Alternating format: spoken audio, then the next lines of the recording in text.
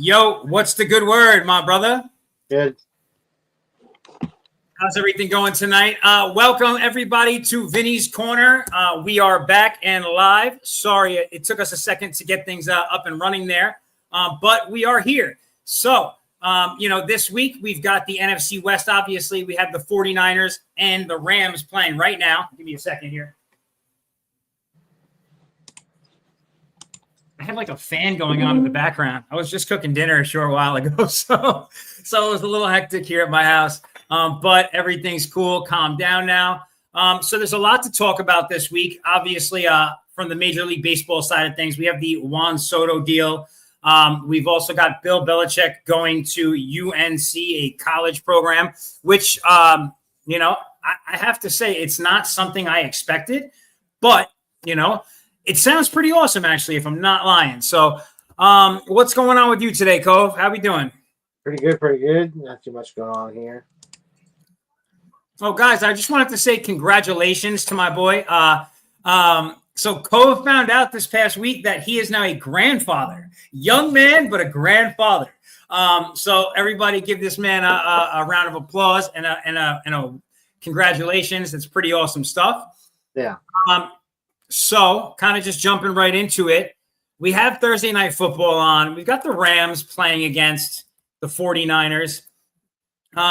This is kind of like for the records that these two teams have at this point, right? 6-7 and 7-6 collectively. The Rams are 7-6. The 49ers are 6-7.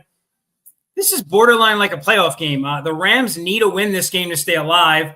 And technically, because of that division's stats right now, if the 49ers are to win, they're still alive too. Yeah. So, it's a little interesting. The game, as it stands right now, is 3-0 the 49ers. And I believe the 49ers do have the ball. We're almost out of the first half. I mean, we're halfway through the second quarter, and there's only 3 points on the board. What do you make of that? Early game. It's just really early. I think it's going to be tight for the entire game, so I don't think there's going to be a push to like late third, early fourth. Yeah. Listen, I was totally wrong about this game, and it's because of what I saw last week. Watching the Rams last week take it to the Bills, that was an awesome game.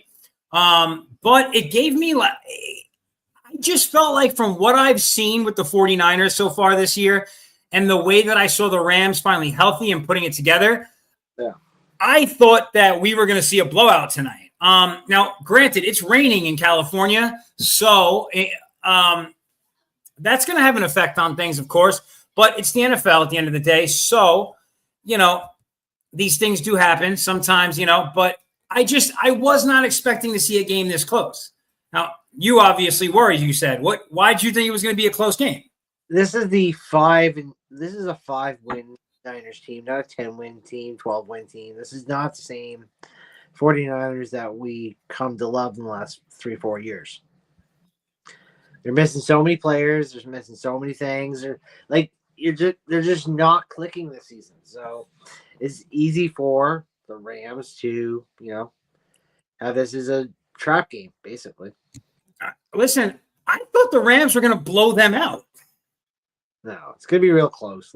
That's what I was expecting. But so far, Matt Stafford is 2 for 10 so far. He's only got 2 completions on the night for 11 yards. Kyron Williams is doing his thing a little bit. He's got 28 yards on the night, 9 carries, but it doesn't we're just not seeing a lot. The person who looks to be playing the best so far is Brock Purdy, to be perfectly honest. Which they had the opportunity to make that contract extension happen. They have not. I don't know if they're going to.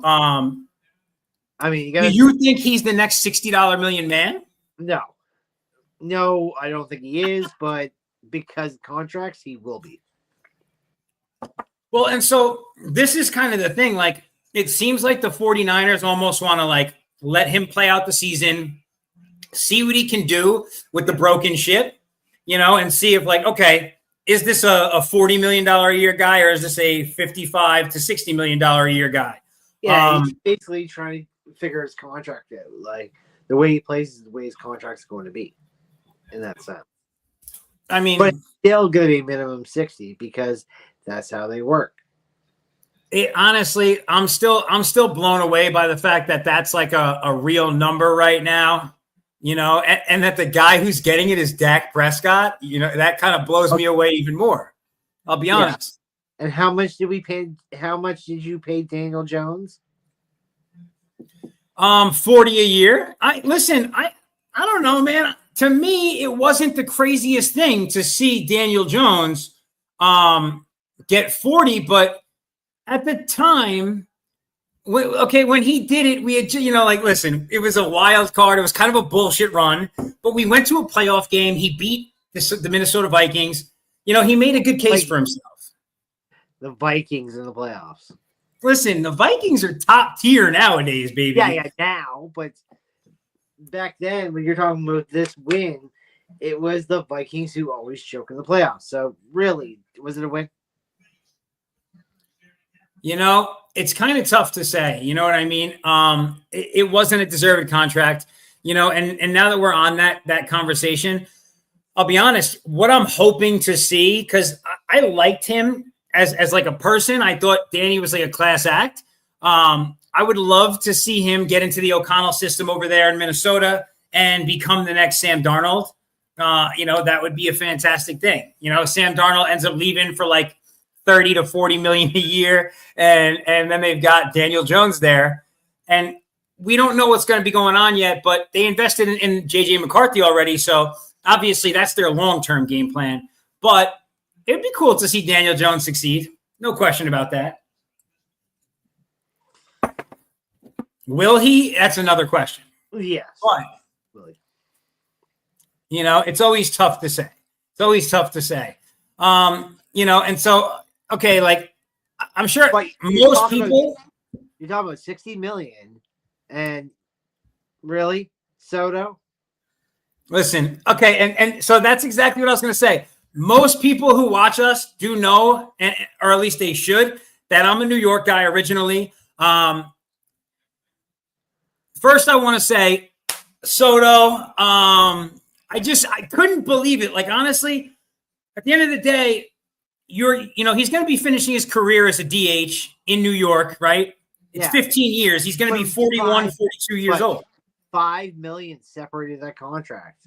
$5 million when you're making $750 million. That tells me that there is a bigger problem in the Bronx, right?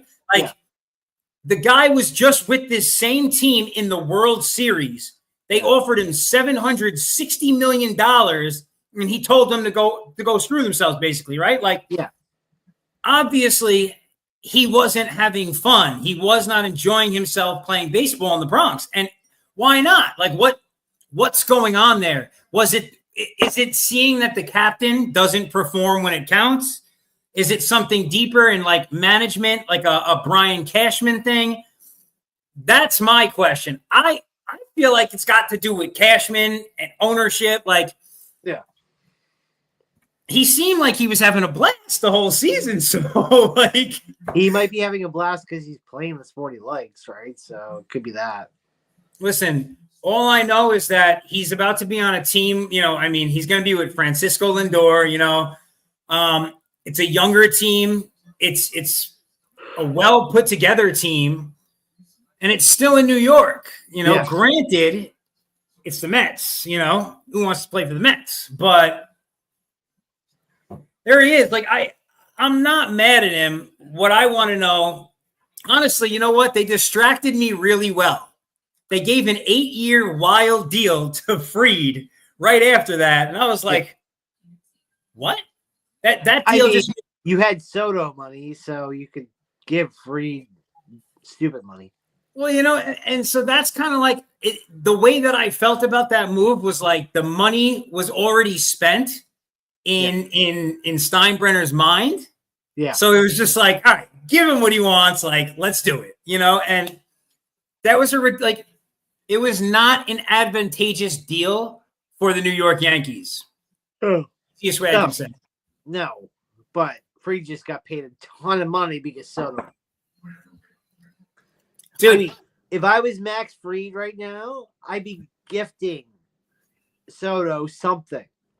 Dude, like it took me away a little bit. Like I literally had forgotten about what just happened with Soto because of how ridiculous that deal was with Fried. And hold on, let me pull up the exact numbers on it because I think it's important that everyone knows exactly what we're talking about. Here we go. Let's see here.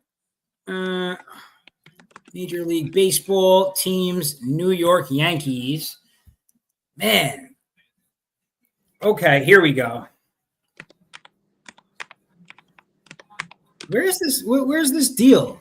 There's so many other deals listed for the Yankees, but for some reason, the Fried deal is not top of the line. So, yeah, I hear you typing away. Pull that up.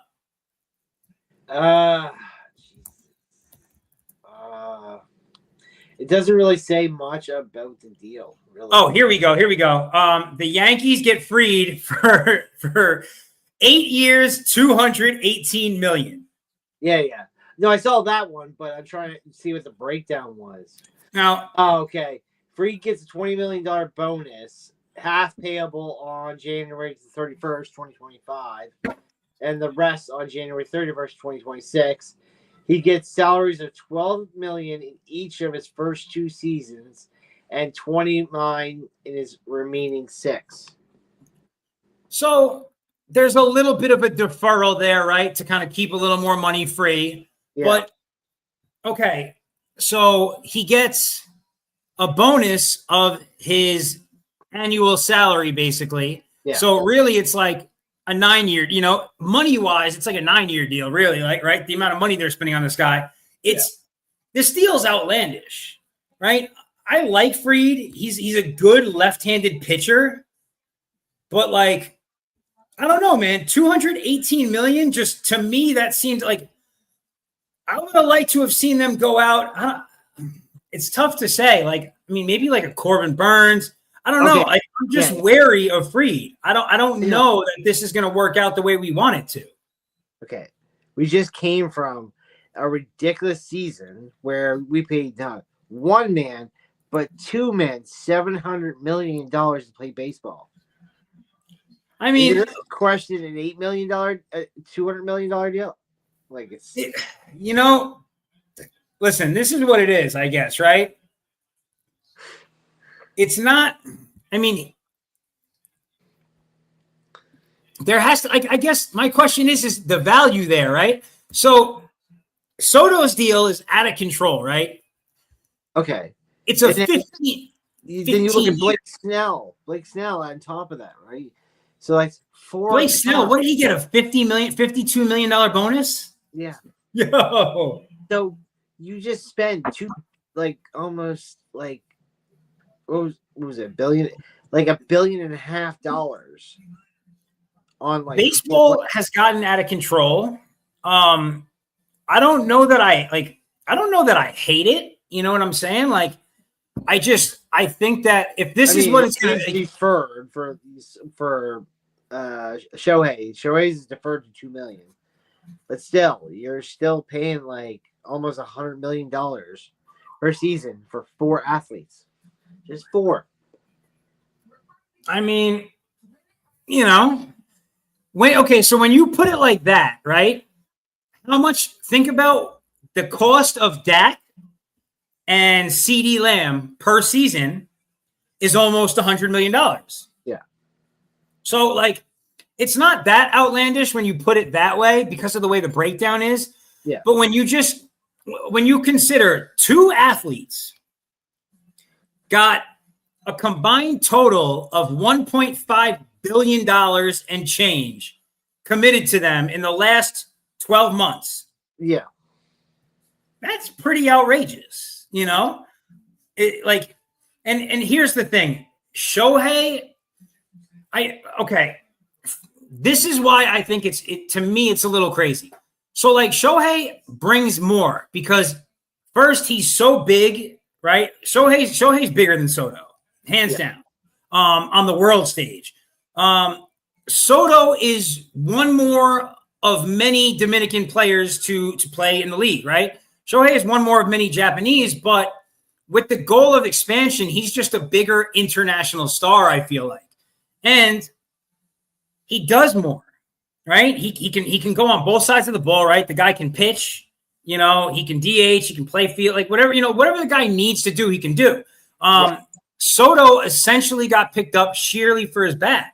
And that's, to me, it's pretty amazing. I mean, when I'm in my mid 50s, he's going to still be playing DH in Queens. Yeah. Like, that's just like, that's outlandish. I'm only 41 years old. Yeah. Like, that's a long time, So that's one of the wilder things this week. And then the third piece, right, because this has been a pretty outlandish week in sports, is now we've got the Bill Belichick deal going on, right?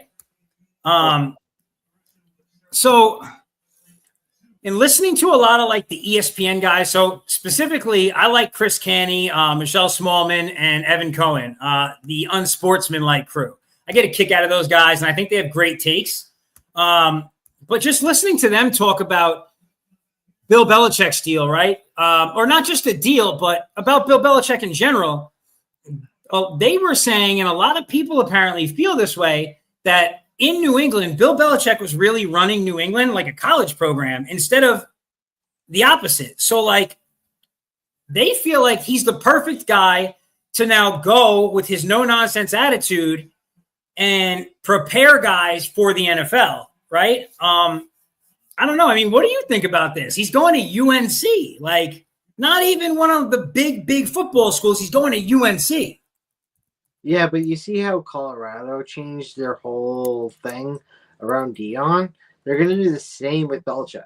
They're going to give him full control, full access. And now with pretty much, I'll say it like this, now that you can buy your team, basically in the NCAA, and if they give him a boatload of money, he's just going to go pick up pieces. That's all he's going to do. Well, so this is what I think is kind of the big part here, right? It's not like old school college where he would be the guy who's going and doing all the recruiting. He's got a whole team put together. He's basically bringing in a team where he's got like a GM, like he's got all the parts, like he's building an NFL team. Yeah.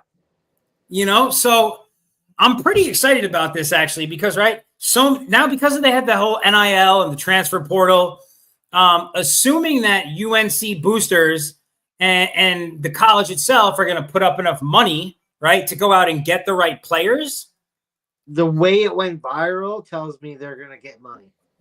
I mean, well, that's what I'm saying, right? So the donors, people who went to the school, who have a stake in the school, whatever, who put money behind everything, they call them boosters, right? And so, I mean, they're probably throwing money at the school right now because the idea, you have a 6-time Super Bowl champion coach taking the reins and a guy who can undoubtedly, right?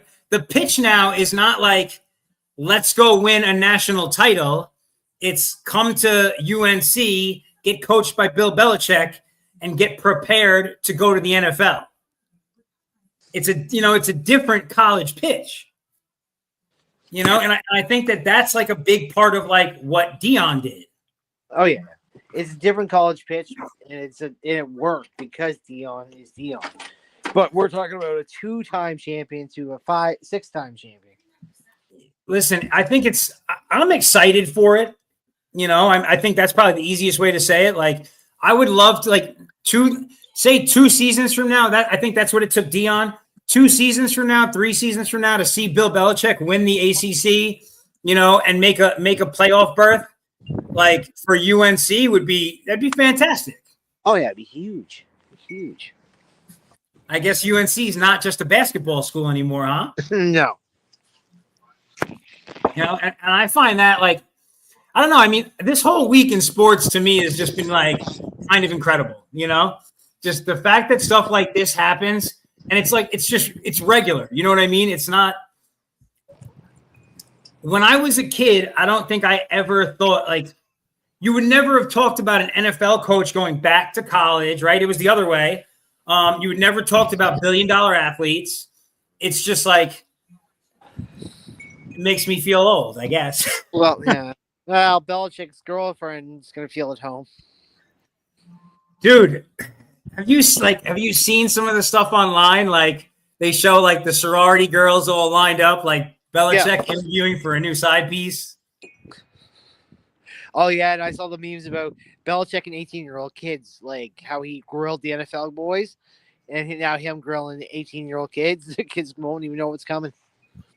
Well, and listen, like a lot of this is what the big concern from a lot of people have been, like, because of the way like society has changed, right? People are very politically correct.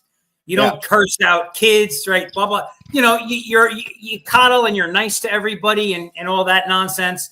So a lot of the biggest concern I've heard from anybody was like, will he be able to make the transition and like learn how to be that no nonsense guy, but like softer, right? Mm-hmm. And I don't know that he's going to be softer. Maybe he won't like curse somebody out or like embarrass. Like, okay, there were times where like, there are stories out there where he'd put up a Tom Brady interception from 5 years earlier and just roast Tom in the middle of like the team meeting, that won't go over well with like the way that these kids now are. No. God, no. Like an 18-year-old now will like, he'll get reported for it. He'll be like, So he's not going to be able to, he's not going to be able to do that. He's going to be softer. But I mean, he's pretty quiet. Put the hoodie up. Just don't talk to him. Hoodie's on. If the hoodie's up, don't approach him. Don't approach coach. Dude. If Belichick's got his, like, I can do it from here because I got the hoodie up. When he's up like this on the sidelines, don't approach him. Like he's got a mindset. Like he's got a mindset right there. But here's what I think is cool about the whole situation. Bill's 72 years old, right? And as a 72-year-old man, this whole media tour and the podcast and all the shows he's been doing this year, he seems like reinvigorated, right? He really he's ready to go. You know what I mean? Like, but I'm not going to say it, but he's happy, healthy with a 24-year-old girlfriend. Obviously, he's loving life. Right? He's living the life right now. And then listen, there's nothing wrong with that. I can't possibly hate on the guy. Listen, he lost to the Giants twice, so I got no reason to hate on him. Yeah. Well, we've all hated on Bill for 20 years, so this is just puns at him, man. Like, he's just, listen, man. Great coach. He's gonna be huge for UNC. That's one of the other things a lot of people brought up. Like, is he upset? Does he think about the fact that he's not going to be able to get the win record in the NFL now? Is he going to try and come back to the NFL at a later time? I don't know. Like, really? Like, now UNC, they got Jordan and they got Belichick. And you got 12 rings between them. People are going to want to go to that school. It's going to be huge. He's not going to go back to the NFL because he's going to get wherever he wants. Listen, I tend to agree with you. I'm excited for it. I mean, that's the easiest way to say it. Let me just grab my charger here. My laptop is not fully charged, and that is what I'm running off of here. So I want to make sure that's plugged in. All right. So kind of like, listen, I know we got our like regular questions and stuff. This guy's literally eating dinner. I ate dinner right before we got on here. It's that kind of life. I've got a wife and kids. These things happen. So while you're doing that, I'm going to just kind of like use the questions to like guide what we're talking about, but like, we don't really got to stay too strict to it. But the first one just touches on a game that I think is really interesting. And so looking at the Falcons and the Raiders game this week. Yeah. This game's okay. To me, this game is like a very simple place to be. The Falcons need to win this game because the Falcons, the next two games, the Falcons have the Giants and they have the Raiders. The Raiders, then the Giants. Let me say that.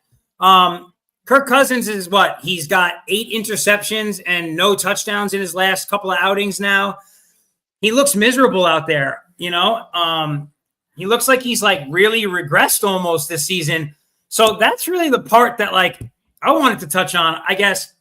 Do you think if they go out and they lose to the Raiders, and I think the Raiders, I'm not saying that they just go out and tank, you know, soft tank, whatever you want to call it, but it would be advantageous at this point. You know, they want to go out and they want to get themselves Shedeur Sanders.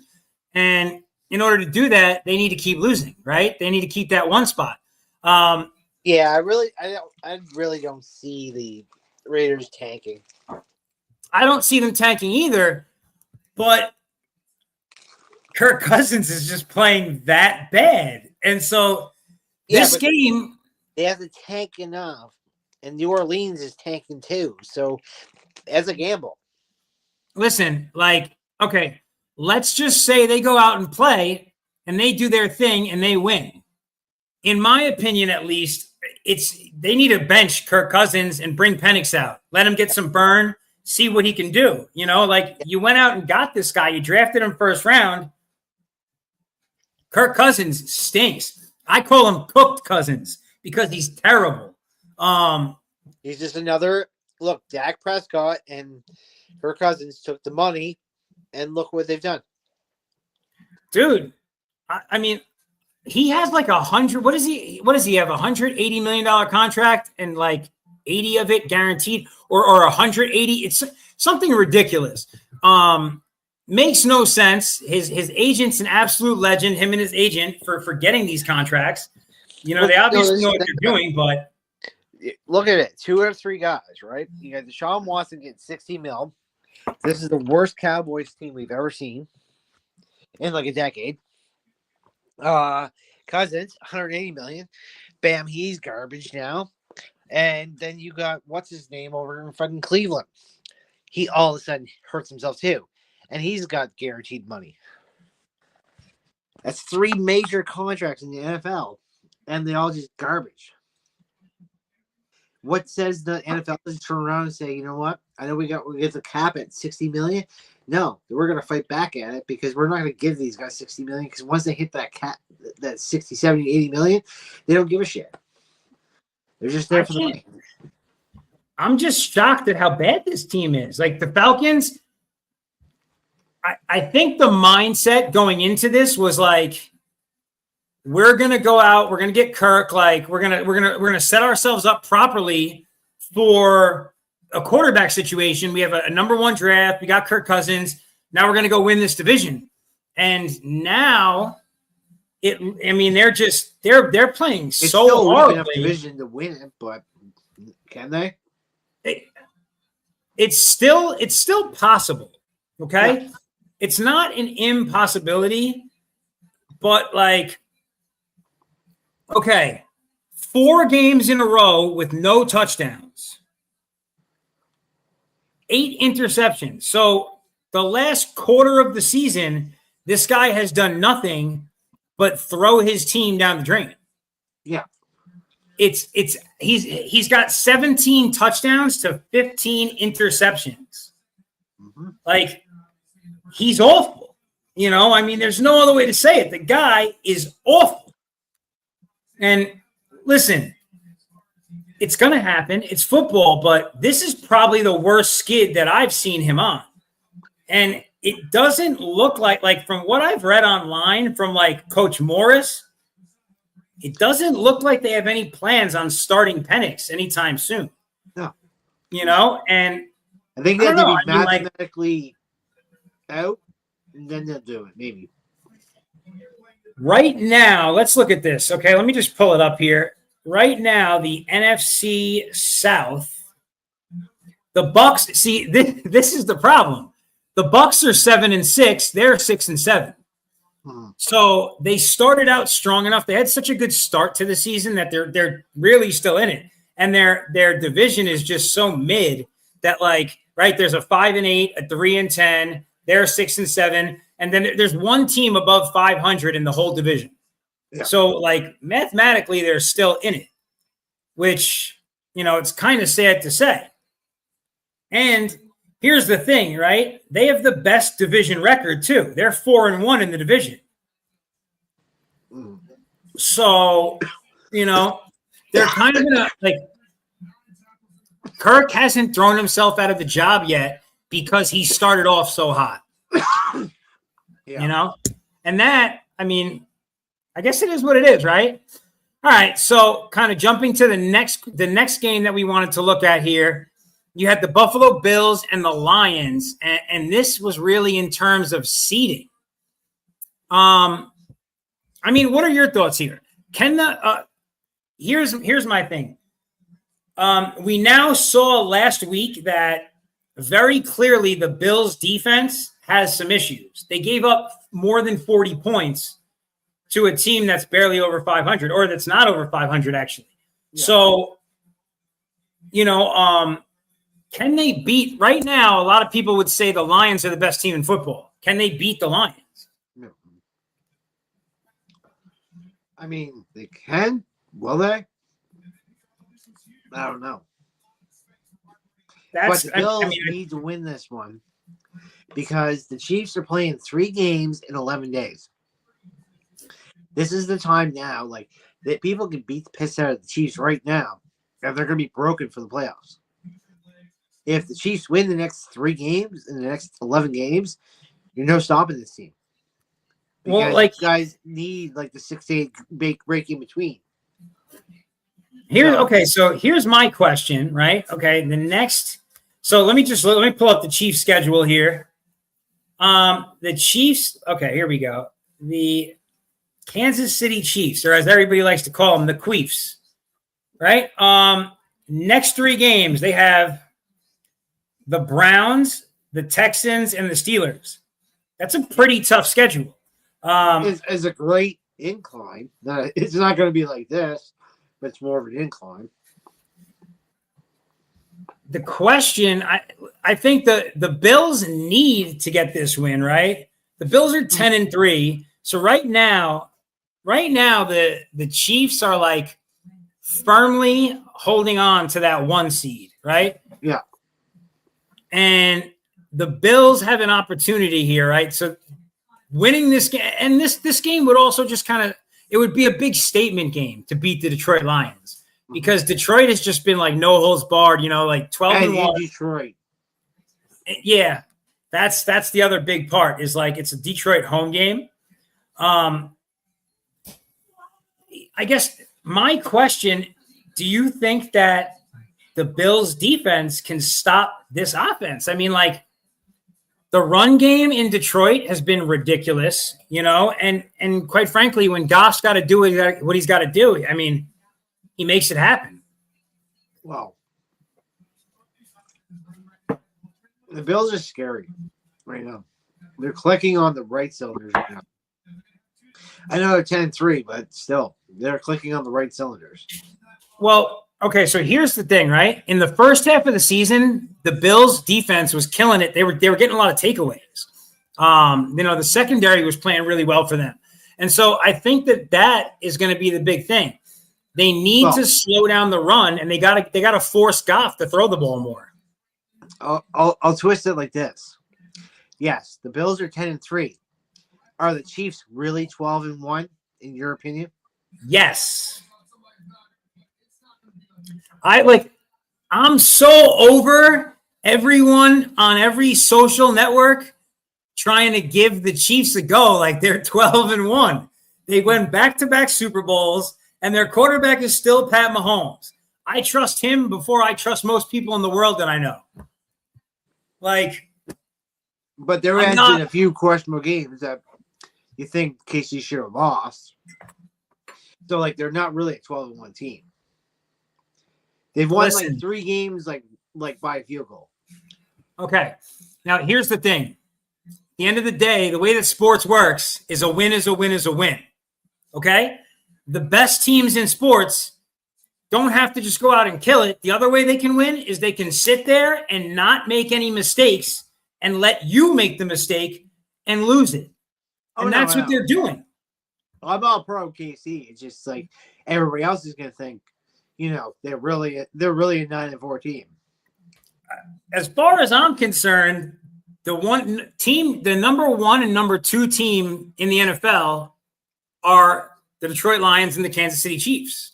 Like, I don't care what anyone says at this point. Like, Yeah. It's just like to go against this team is just like, it's kind of absurd.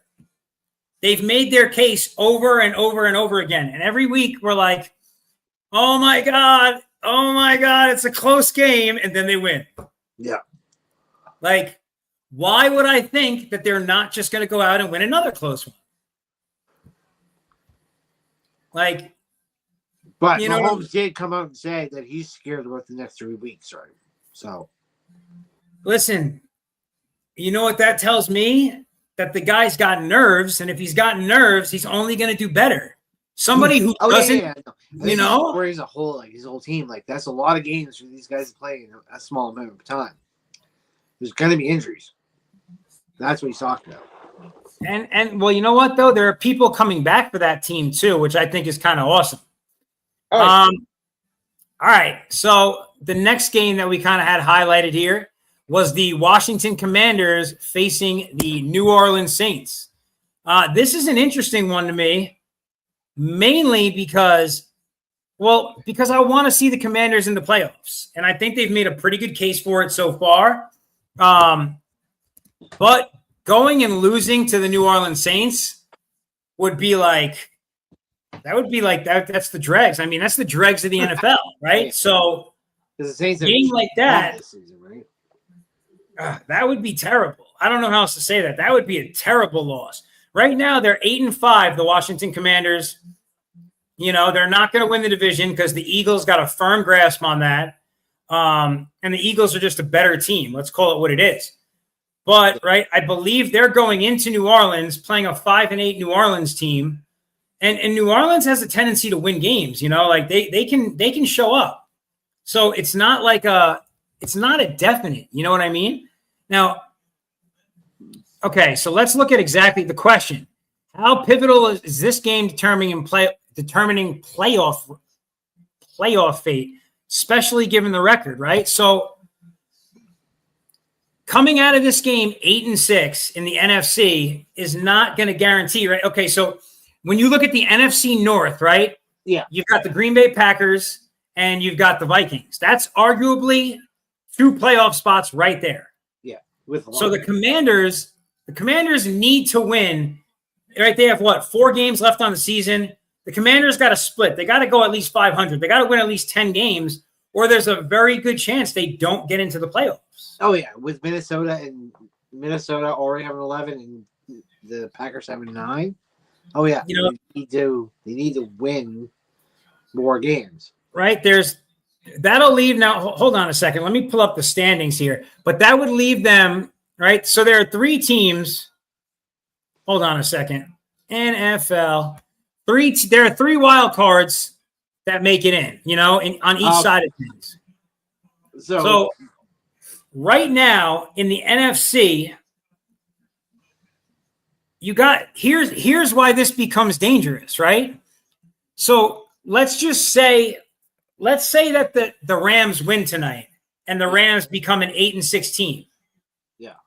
Right? And the Commanders lose this week. They're also an 8-6 team. They're then in a situation where they're fighting with an NFC West team to try and make sure that they get that spot. Like it's not a guarantee at this point. We expect Green Bay to get in. We expect Minnesota to get in. We expect the Lions to get in. Well, yeah, but so the Lions, right? So the Lions will be the 1 seed, right? So you got the Lions as the 1 seed, the 2 seed being the Eagles. Let me look at the standings again. The 3 seed potentially Seattle right now could be the Seahawks, and then the 4 seed, the Bucks. Then you got 3 wild cards. So you got the Minnesota Vikings, the Green Bay Packers, and as of right now, that 3rd wild card spot is the Commanders. But depending on how the Rams finish out this season, that could change. Yeah. So I'm looking at it right now. Commanders are 8-5. If they lose, they're at 59% chance and 87% chance of getting into the playoffs. The Rams, they have a 22% chance and a 49% chance if they win. but you can't, like, you know what I'm saying? Like, here's the thing with the Rams. If the Rams lose tonight, and this game is only at, right, we're in the third quarter now. It's 3-3. Complete defensive battle, right? Let's look at the Rams' schedule to finish the season. The Rams have the Jets. They have Arizona and Seattle. Yeah, but it won't matter. If they lose this game, they're going down to like 20%. There's no way at 20% you'll get back in. The Rams really need to win this game. Yeah. The Commanders are in good shape, but again, the Commanders, here's basically what I'm saying for the Commanders. They need to win at least 2 of their next 4 games. Yeah. You know, but and even though it's like 1-2 is like that, right? Lions and Eagles. Then you got the Seahawks, Buccaneers, Vikings, Packers, Commanders. They're all going to knock them further out of playoff potential. Like, it's just going to happen. Because you get the Vikings, Packers, and Commanders all knocking on you. So, like, they're not losing. I'd like to see the Commanders make it in. I would. Yeah. You know, they're fighting for their life at this point. These teams, all 3 teams that could win 3 of the next 4 games, and it won't matter. Like, the Rams will not make it in the playoffs. Like, even if the Rams win 4 out, that's a slight chance that they'll somehow get in. If the Commanders were to only win 1 of their next 4 games, yeah, then so the Commanders have the Saints, the Eagles, the Falcons, and the Cowboys. Yeah. Realistically, they should win at least 2 of those. Yeah. They should definitely beat the Falcons and the Saints. The Cowboys might surprise them. Might.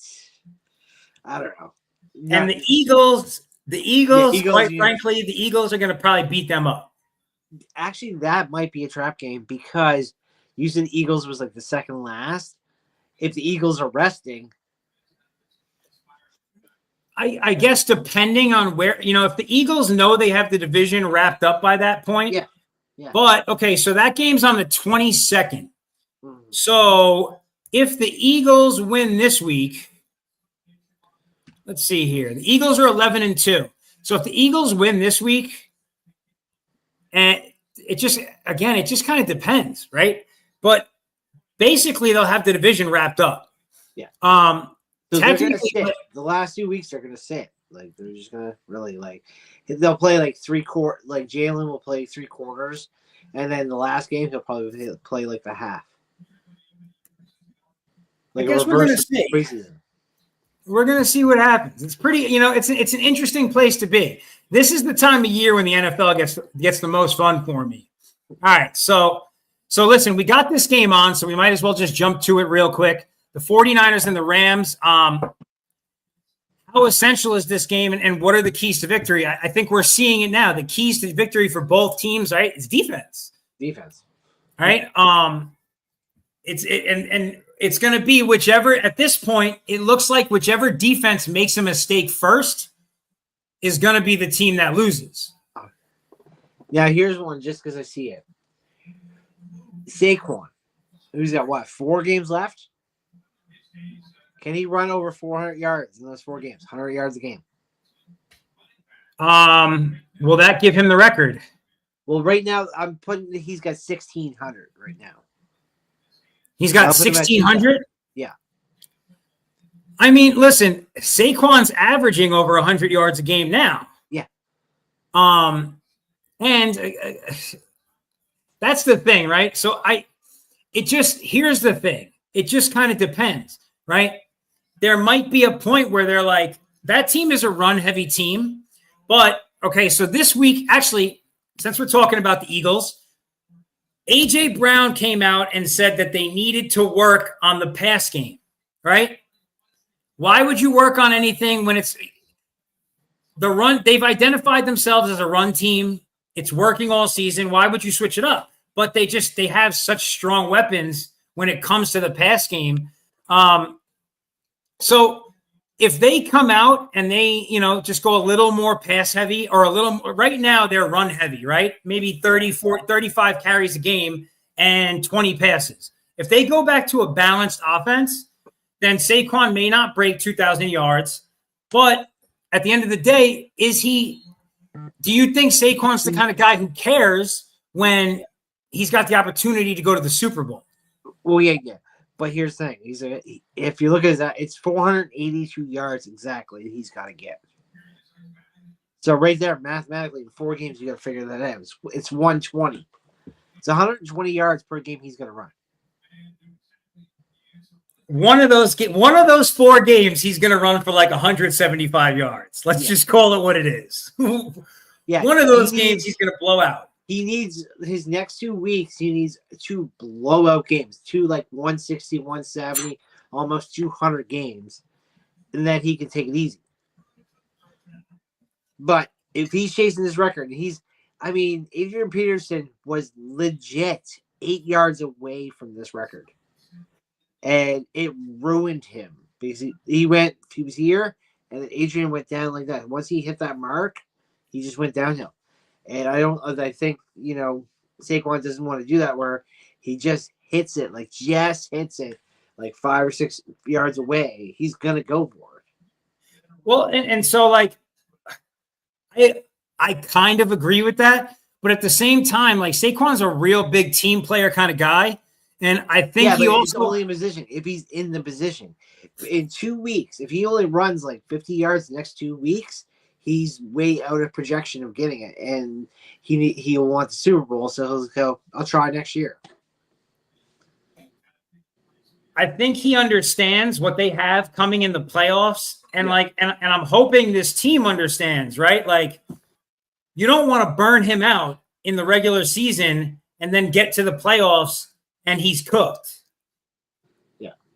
I think to me, that's like the biggest part of it. Like, but you know what? I honestly think though, like Saquon, with the way he's playing right now and he's on that level, we already seen him do the most craziest thing we've ever seen anybody do in pro football with the backwards hurdle deliberately. that shit was, it was amazing. But if he breaks 2,000 yards, he'll join a top 10 of elites that only have ever done it once.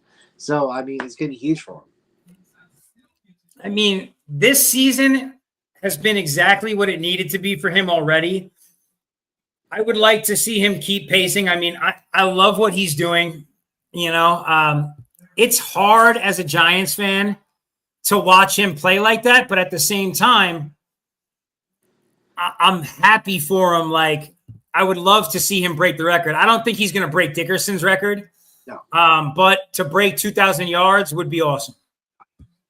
Can you guess right now, just random in your head, where his 1,600 yards would rank him right now? I have the exact number, but where do you think this ranks him right now? 1,600? Yeah. 20th? Nope. Higher or lower? Lower. Higher. Higher, yeah. Oh, okay. Is he top 10? No, like top 15. No, higher. Higher. Oh. Not from 1 up. Like 30? No, higher. Wow. See, this is the thing, like, right? A lot of guys have done 1,600 yards. That's what I'm telling you. 51st right now. So he's like, right now, he's not special. He needs to, he's got to kind of keep that pace. But I don't know how many guys have done, 13 games in, how many guys have done that? That's the different spectrum of stat, right? But still, 50 guys have hit his mark. Hey. What's Derrick Henry at this season? Oh, see, Derrick was getting there, but Derrick is under him by 200 yards. I just want to say this for the record so everyone that's listening and everyone out there hears it. I think the biggest disappointment this season in football is the Ravens. I'm sorry, don't at me. They're just not. They are not what they're supposed to be. Making the playoffs this year, Ravens don't even make the round 1. Listen, here's a fact. They already have more losses this season than they had all of last season. Yeah. They're 8-5. That's not good. That's pretty average. Yeah. This is not the team you think it is. Right. It's because they took so long to figure out. We were talking about at the beginning of the season. They said there was like 5 games in before they figured out what they were going to do with Henry and Lamar. That's what killed them. That 3-2 record that started out with them, that killed them. Like that guaranteed, like those 2 losses there were guaranteed wins, but they screwed it up. Right now, they look to be a wild card along with the Broncos and the Chargers. Right. That's the most obvious thing right now. Now, of course, things could change depending on how they finish the season. And I think, right, they still have to play the Steelers again. So if they could possibly beat the Steelers, but they the Steelers, they've only, in Lamar Jackson's time, they've only beaten the Steelers, I think, 1 time. They don't play well against them. Mike Tomlin's got that number.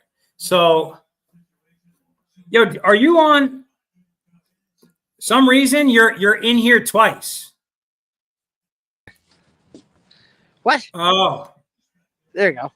Okay. I was like, what's going on? What's going on? All right. Well, listen, man, it's getting kind of late, and I still want to talk a little bit about the NBA for sure. Because the NBA, I think, is like, first, let me just say the Knicks looked horrible. The NBA Cup, right? The Knicks looked terrible last night. They got cooked in the third quarter. It was hugely disappointing. It's what I expected of the Knicks. And so now you got what? Houston and Atlanta in the semifinals? Yeah. And then who else? It's okay, so it's hold on. The NBA Cup, who's remaining? Let's see. Orlando is playing Milwaukee. And then Houston and Atlanta? Houston and Atlanta advanced. But you're thinking of the other one. If you look at the questions, you'll see who else is in there. I can't think of who else is in there. I'm trying to think. Houston and Atlanta advanced. Atlanta, okay, the Bucks are playing the Hawks, and Houston's playing the Thunder. Oh, okay. That's the 4 teams left. Yeah. There you go. Okay. So, I know a lot of people don't like this cup. I think that this would be here's how I feel about it now. Now that my Knicks aren't in it, I would like to have seen them win it, get some kind of title this season. I think that I think that Houston could beat OKC, but I think that now is an important time for OKC to assert their dominance in the league. Yeah. Think of it this one: you give OKC this title, this young team title. It's gonna excel them. That's exactly what I'm saying. So for them to go out and beat Houston, and then I don't know who's going to win that Bucks Atlanta game. Every time I doubt Atlanta, they win. I think it's going to be Atlanta, and I think it's going to be OKC. Listen, that would make for exciting ball. I can't say it enough. As a New York fan, especially, I do not like the Hawks, so I will be cheering for OKC if they win. But did I lose you, Cove? Uh-oh. I keep losing this guy. I don't know what's going on. But now, I don't know, guys. What do you guys think about this? Anyone who's out there listening, what does it mean to have an OKC team, a young stud team like this, go ahead and get that W? How important is that? As Cove was just saying, this could be the kind of thing that really propels them. Ooh, I just wanted to point out my Islanders. I just got a note. My Islanders are about to win 5-4. Let's fucking go. Against the Blackhawks. Nothing serious. Yeah, nothing serious at all. Listen, a W is a W at this point. They're so miserable. But I think you're 100% right. It would be great to see OKC win the NBA Cup, and I think that it's only going to kind of push them forward in that Western Conference, which they're already pretty dominant in. But that conference is good. You got some good teams out there. All right, now what do we got here?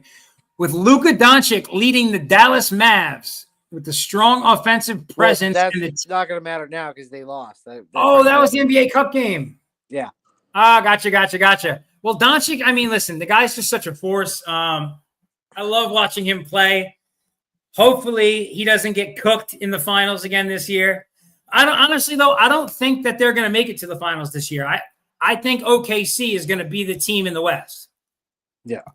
Yeah, no, obviously I did it, and then friggin' the game's already happened. I was like, God damn it. It happens all the time, brother. Now, all right, we got a couple of NHL questions here to finish out the night. Are we on the right night? For tomorrow. Those ones are for Friday the 13th games. Oh, Friday the 13th. Yo, it's Friday the 13th tomorrow. I mean, I guess that's cool. Doesn't really matter to me. I don't believe in that kind of shit anyway. But they have 3 games on the set for the Friday the 13th. It's just they'll do something because it's Friday the 13th, right? So, this is kind of interesting, right?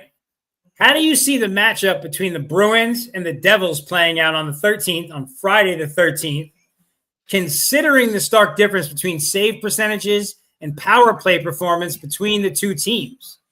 What do you think the absence of Pavel, what is this, Zaka? Yeah. Right? And, Charlie McAvoy, to me, I think that's pretty huge for the Bruins. But here, okay, so the last couple of games, I feel like the Devils have really underperformed. This is how the Devils play. They win when they need to win. They lose when they need to lose. It's just kind of how they end. I've watched the Devils for the last few years, but it's like that's what it is. I mean, like they have Jeremy Roeder coming up, and I mean he's just having a slow start, so it's what it is. But the Bruins love to lose fashionably in these kind of games. Okay, so being from the East, I've watched a lot of Bruins hockey in my time. This Bruins team. So you know what? I mean, they're 13 and 15, right? They're 15 and 12. I mean, in 30 games, so they're not doing too bad. I mean, wait a minute. Hold on, Cove. Tomorrow night, it looks like the only game tomorrow night is Ottawa and Carolina. Is it? And then on Saturday, the Devils are hosting the Blackhawks, and the Bruins are at Vancouver. Yeah, I swear to God, it said it was on the 13th. So I think, you might have got. No, that wouldn't have been. I don't know. But listen, we got 2 teams here playing hockey. So here's what is going on tomorrow night. We got Ottawa and Carolina. Okay. Here's my question, I guess. Ottawa's a 500 team, just straight out, right? 13-2. Carolina's 18-9, but is this a game? Okay, so in their last 1, 2, 3, 4, 5, 6, 7, 8, 9, 10, 11 games, in their last 9 games, Carolina's only lost 1 game. Yeah. Do you think that is Friday the 13th going to be that day where they go ahead and drop the puck to a 500 team? Could be. It does happen a lot. It happens way too commonly in hockey for, teams like that to lose to an under 500 team like that. And what do you think? Okay, so here's the question, right? What do the Senators need to do to really control that outcome? Just say the way they've been playing, Ottawa is not doing too bad. I mean, Ottawa's Ottawa, right? They're a 13-13 team, which is ironic. They're 13-13 playing on the 13th, Friday 13th, to not lose. So I mean, they're a 13-13 team, so they're a 500 club. Really, they're not a below 500, so it's they can do this game against Carolina. I mean, but at 18-9 by Carolina, guaranteed it's going to be a good chance that Carolina's going to come out on top of this game, regardless. Who do you know? Who do you know who's starting at goalie tomorrow? Forsberg or Omar? Or Omar? Might be Omar, I believe so, but I didn't really look at the matchup, right? Yeah. Allmark's been doing really decent up there, so I think it's like they go with him more, especially against a strong team like Carolina. But I feel like this is the kind of game that Carolina should very obviously dominate this game. and Ottawa has won 3 of the last 4 games. Both teams They beat Detroit, they beat Nashville, and they lost to your Islanders. But then they did. They beat the Ducks. So, listen, you know what? Honestly, you know what? I think this is gonna be one of those games where really what they got to do, and I don't think it's anything too tricky. Batherson needs to be putting some points on the board. He's good for it, and I think they got to make sure that they control their penalty minutes and their power play kill. I think that's going to be kind of the keys for them, really, to pull this out, because the Canes are pretty aggressive on the power play. That much I know. yeah, there's a little pushing on the power play for sure. That's why they call them. But that's where a bunch of jerks comes from. It comes with their power play, the way they play it. Cause chaos. That's a fact.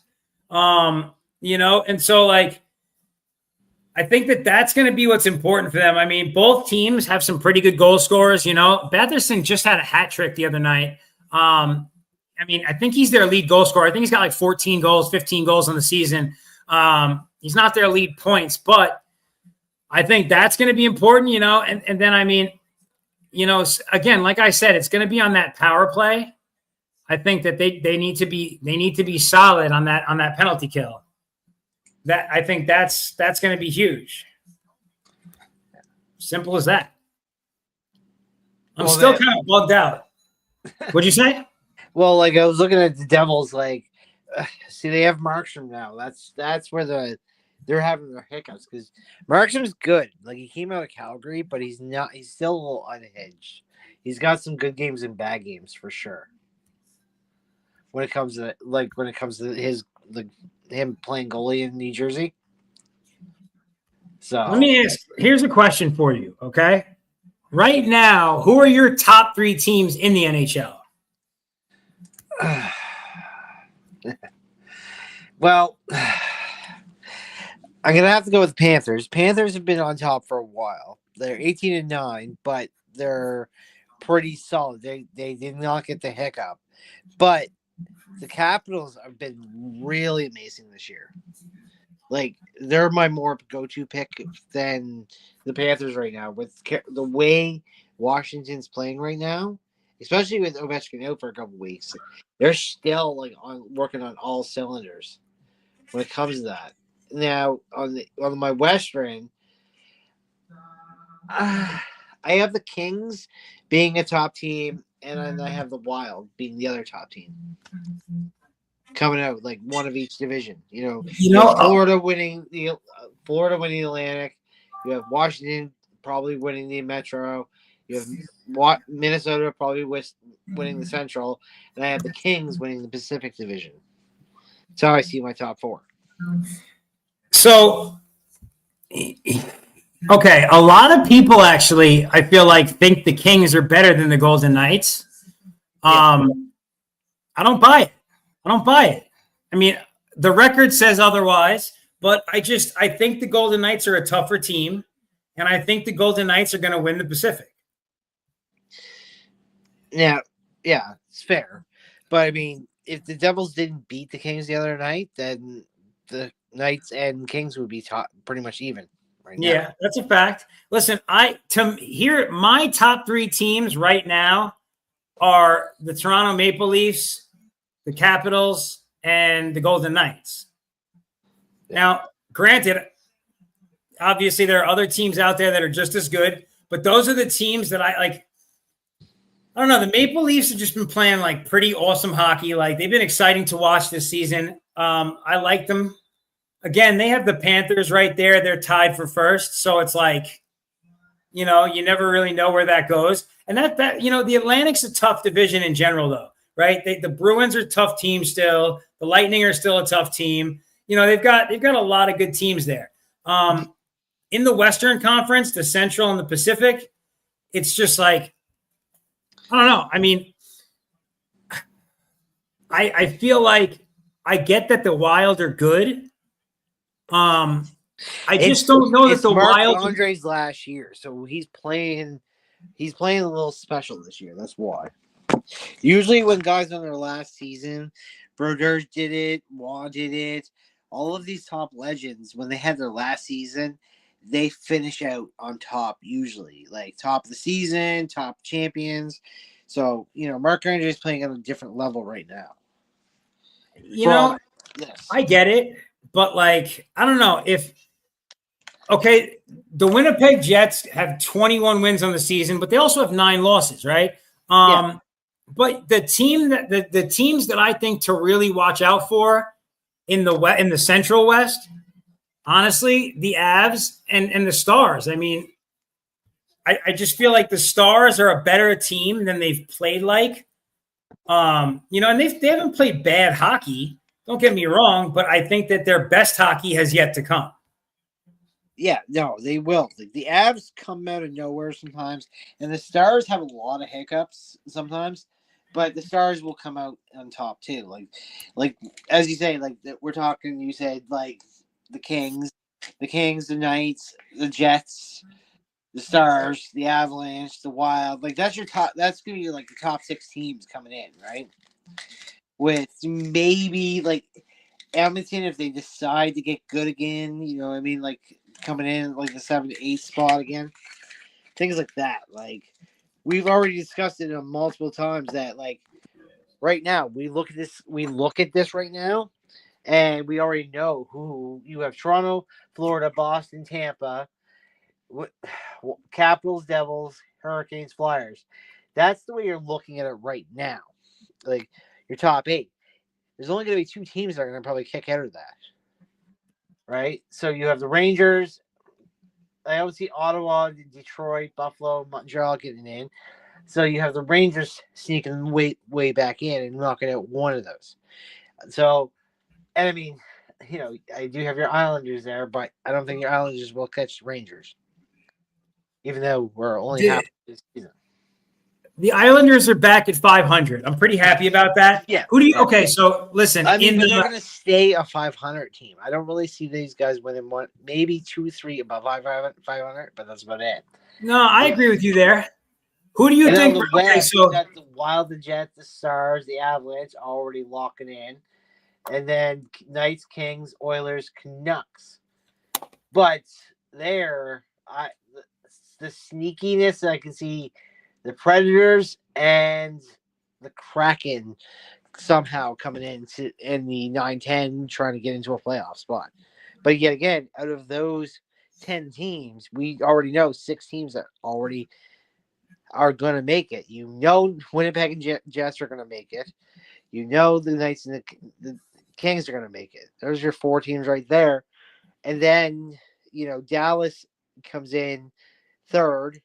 And then Avalanche coming in 4th in their division. So there's your 6 teams that you're guaranteed probably going to see in the playoffs on the Western side. It's never faltered. Is there going to be do you think that there's going to be one team like that goes on a run late in the season there always has been statistically a 10, 12 game winning somewhere around the All-Star break. It's going to happen. And they're just going to be. I'm looking at it now. It's not going to be Edmonton this year on the Western side. I'd say the Blues have the best chance of pulling something stupid like that out on the Western side. And on the Eastern side, just because the Rangers are sitting in 9th right now, I'd say the Rangers have the best chance of getting that 12 or 14 kind of thing run going on. I think that it's going to be the Rangers. They're going to find themselves in the top 4 in the East by the time it's all said and done. Yeah. They're just a way better team than their record shows. Yeah. And the Blues is kind of an interesting one. I like that call, actually. That's a good one. But I don't know. I mean, there's something's going to have to change on that team. I feel like goaltending's just been like kind of like back and forth there. Vinny really changed. He won a cup and he hasn't changed. And it's not that he's being bad. It's just that he hasn't adapted more.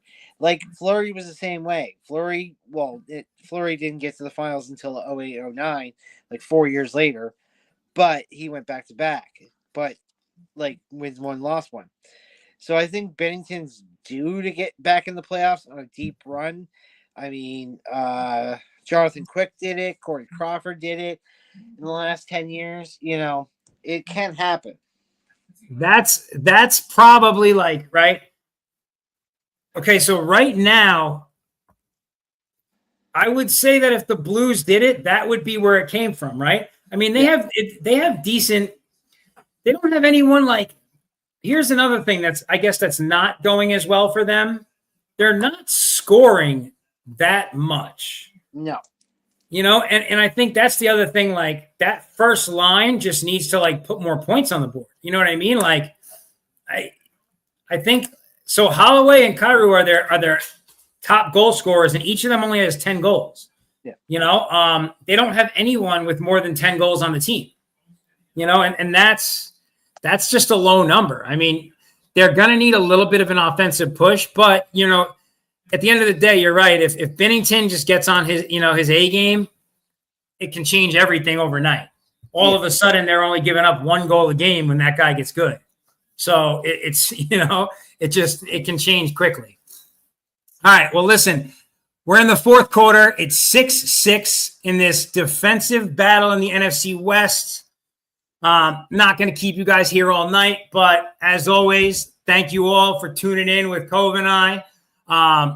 We will be back next week, Thursday Night Football. This is our thing now. So definitely check us out, guys. We appreciate everybody pulling up. Yo, Cove, say bye to the people, man. What's up, bro?